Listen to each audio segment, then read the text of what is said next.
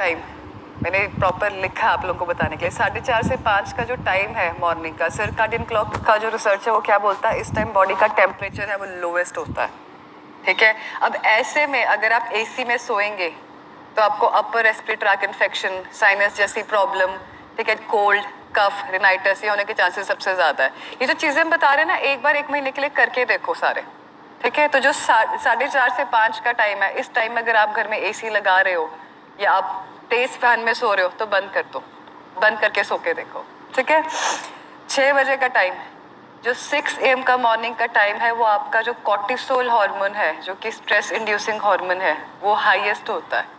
ऐसे में अगर आप बॉडी को रिलैक्स करने वाला कुछ भी एक्टिविटी करते हैं, जैसे कि मेडिटेशन हो गया, योगा हो गया, वो बॉडी को सबसे ज़्यादा फायदा देती है। नेक्स्ट चलते हैं 7 से 9 बजे।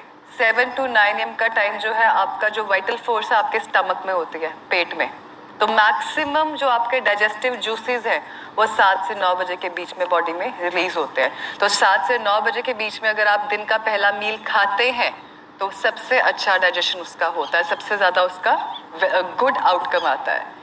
7 बजे जो है आपका बीपी भी फ्लक्चुएट करता है। अच्छा, कोई जिसने कभी भी हार्ट इंस्टीट्यूट में काम किया हो उसको पता होगा, जो 7 बजे का टाइम है, अक्सर स्ट्रोक आना है किसी पेशेंट को, या जिस पेशेंट की टेंडेंसी है हार्ट की बीमारी है, उनको 7 बजे के टाइम के आसपास टेंडेंसी रहती है फ्लक्चुएशंस की।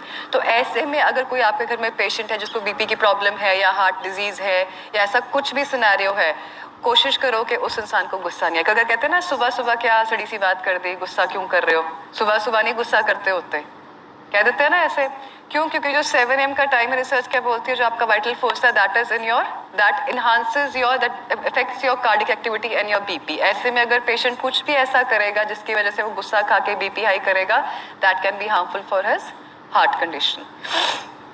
9 से 11 सर्काडियन क्लॉक क्या कहता है, आपकी बॉडी का टेस्टोस्टेरोन लेवल सबसे ज़्यादा हाई है।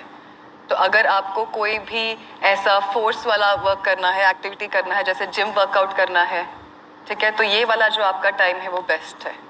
तो इसी तरह जो आपका दिन का सारा साइकिल है वो सर्काडियन के हिसाब से एक क्लॉक बना हुआ है।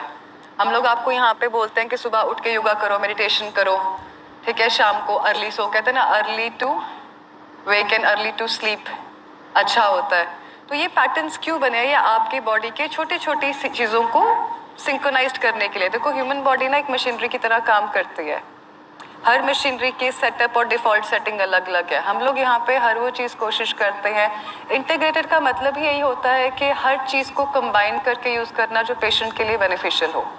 ठीक है, ऐसा नहीं है कि हम लोग पेशेंट्स को एकदम से बोल देते हैं कि आपका डायलिसिस स्टॉप कर दो, डायलिसिस बंद हो जाए।